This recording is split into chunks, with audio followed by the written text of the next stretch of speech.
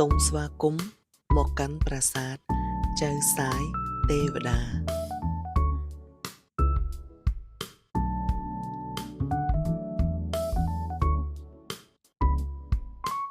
ប្រាសាទចៅសាយទេវតាត្រូវបានកសាងឡើងនៅចុងសតវត្សទី11និងដើមសតវត្សទី12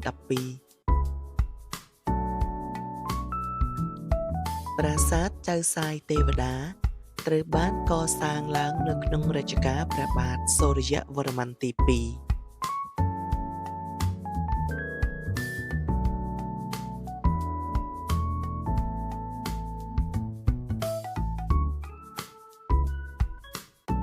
និងដើម្បីឧទ្ទិសថ្វាយដល់ព្រហ្មញ្ញសាសនា